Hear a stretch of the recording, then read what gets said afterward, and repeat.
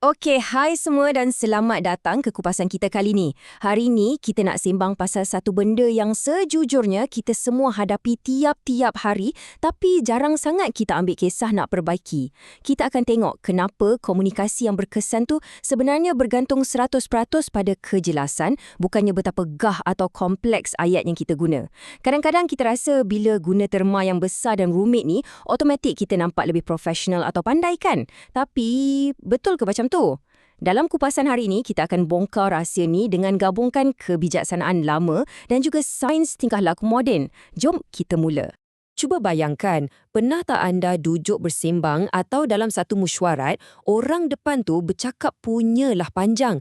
Ayat dia berbunga-bunga, istilah canggih-canggih, tapi bila habis je perbualan, kepala anda kosong. Anda terfikir apa benda sebenarnya yang dia cuba sampaikan tadi? Memang memenatkan kan? Sangat mengecewakan. Ini memang satu masalah universal yang bersepah jadi kat mana-mana je sekarang ni. Sebab bila kita perhati betul-betul, ada dua jenis cara penyampaian. Satu pihak ni, jenis yang memenatkan otak, bercakap meleret-leret dan sangat mengelirukan. Ia betul-betul buang tenaga mental kita. Tapi, di satu pihak lagi, ada orang yang cakap sekejap je, ringkas. Dia tak guna banyak perkataan, tapi entah macam mana, mesej dia tu zap terus masuk dalam hati kita. Senang nak faham dan terus lekat dalam kepala. Inilah beza ketara antara sembang kosong yang buang masa berbanding interaksi yang betul-betul bagi impak. Okey, jadi mari kita masuk ke bahagian pertama, iaitu rahsia kaulan maisura. Sebenarnya, penyelesaian untuk dilema komunikasi ni dah lama ada.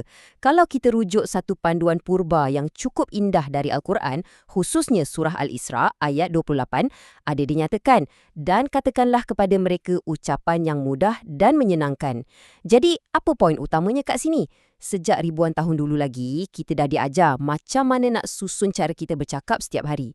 Ia bukan tentang bercakap untuk tunjuk kita ni pandai, tapi ia tentang macam mana nak mudahkan urusan orang yang sedang mendengar.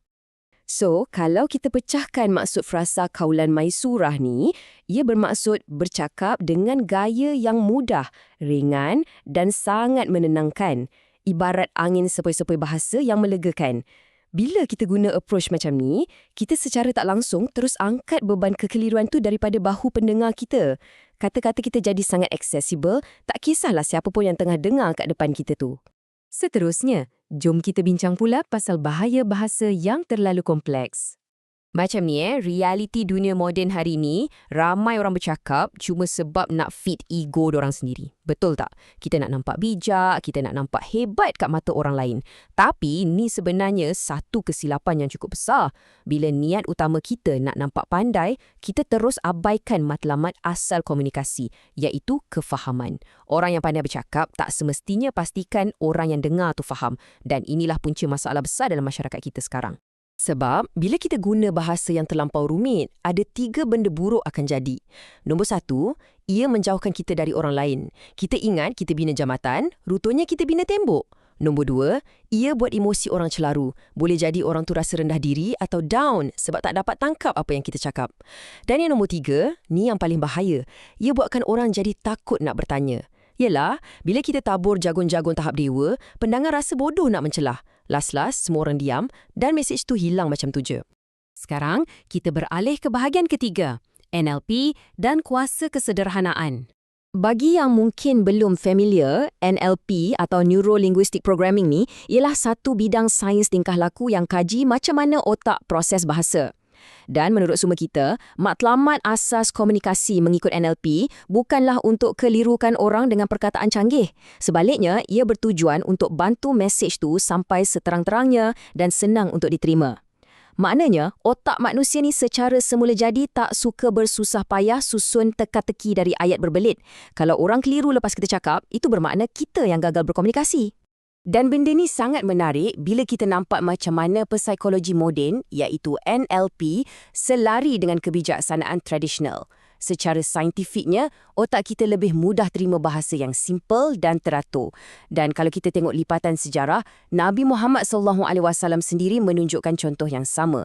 Baginda bercakap sangat jelas, direct dan mudah difahami oleh semua. Tak kira yang cerdik pandai atau rakyat biasa kat pasar.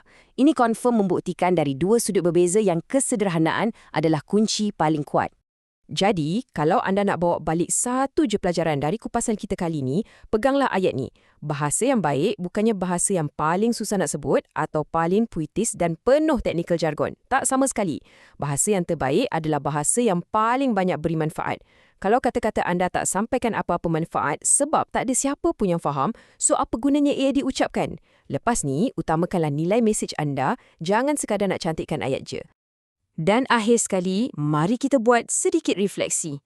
Mudahkan, jangan sukarkan. Lepas habis je kupasan ni, bila anda mula balik berborak dengan kawan-kawan kat office, dengan family atau pelanggan anda, cuba tanya diri sendiri satu benda ni. Adakah ayat-ayat yang keluar dari mulut aku ni tengah mudahkan urusan dorang atau aku cuma buat dorang makin pening? Mulai hari ni, apa kata kita jadikan kaulan Maisurah ni sebagai standard baru kita? Bercakap biarlah untuk difahami, bukan cuma nak didengari. Seperti soalan maut di hujung sumber kita ni, faham ke faham? Okey, terima kasih banyak-banyak sebab join kupasan hari ini dan selamat mencuba cara komunikasi yang baru.